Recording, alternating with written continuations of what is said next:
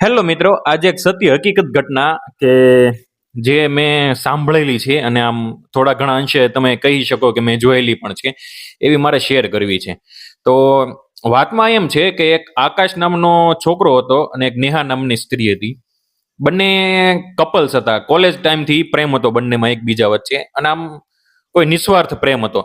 આકાશ થોડોક મધ્યમ વર્ગમાંથી આવતો અને નેહા થોડોક આમ અ, ખાનદાની મતલબમાં રીચ પીપલમાંથી આવતા એ લોકો.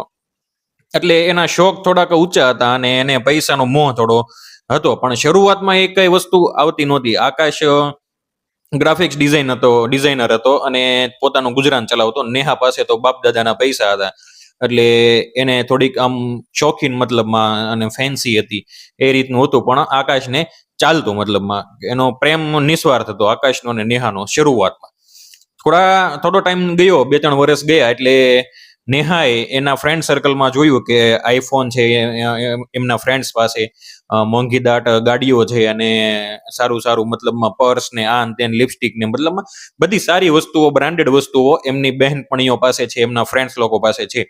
અને નેહા પાસે કંઈ નથી, મતલબમાં કોઈ ને કોઈ વસ્તુ એને ખૂટે છે. તો નેહાએ એમના બોયફ્રેન્ડને કીધું કે મને આઈફોન લઈ આપે એમ.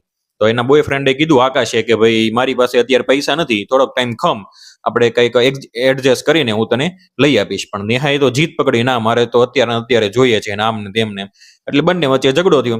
એટલે એ દિવસ નીકળી ગયો. પણ પછી 4-5 દિવસ થયા એટલે નેહાએ ડિસાઈડ કર્યું કે આપણે હવે બ્રેકઅપ કરી લેવું છે. એટલે નેહા એકદમ આમ રેડી થઈને કેફેમાં બોલાવ્યો આકાશને.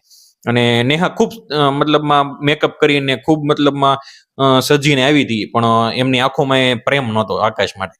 એટલે આકાશ આવ્યો એટલે એને કીધું કે ભાઈ હવે આપણે બ્રેકઅપ કરી લેવું છે. નેહાએ આકાશને કીધું કે હવે આપણે બ્રેકઅપ કરી લઈએ એમ. મને હવે કોઈ પણ રિલેશનશિપ તારી જોડે રાખવા નથી, કેમ કે હું ગરીબાઈમાં તારી જોડે આખી જિંદગી પસાર કરવા નથી માંગતી એમ. બરાબર. એટલે આકાશે પૂછ્યું તારા માટે પ્રેમ મહત્વનો છે કે પૈસા મહત્વના છે? એટલે નેહાએ એમ કીધું કે પ્રેમથી પેટ નથી ભરાતું, પૈસા જોઈએ છે એમ.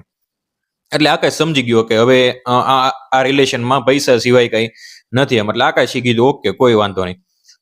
થોડાક વર્ષો ગયા. આકાશે પોતાની એક ઓફિસ, નવું સ્ટાર્ટઅપ કરી લીધું અને ખૂબ સારો એવો બિઝનેસ એને પોતાનો ઊભો કર્યો ગ્રાફિક ડિઝાઇનમાં. અને નેહા છે તો એણે એક પૈસાવાળા ઘરમાં એક છોકરા સાથે મેરેજ કરી લીધા. અને 4-5 વર્ષ જાય છે આમ, એટલે આકાશના પણ મેરેજ થઈ જાય છે અને નેહાના પણ મેરેજ થઈ ગયેલા હોય છે. પણ હવે વળાંક ત્યાં આવે છે કે આકાશ એક મોલમાં જાય છે એક દિવસ.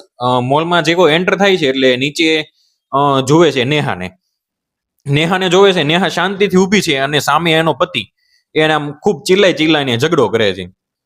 એટલે આકાશ ત્યાં ગયો અને નેહાને પૂછ્યું કે શું થયું એમ. એટલે પેલા તો ઓલા છોકરાએ જે નેહા સાથે લગ્ન કરેલા હતા એને પૂછ્યું કે ભાઈ આ કોણ છે ને આમ છે.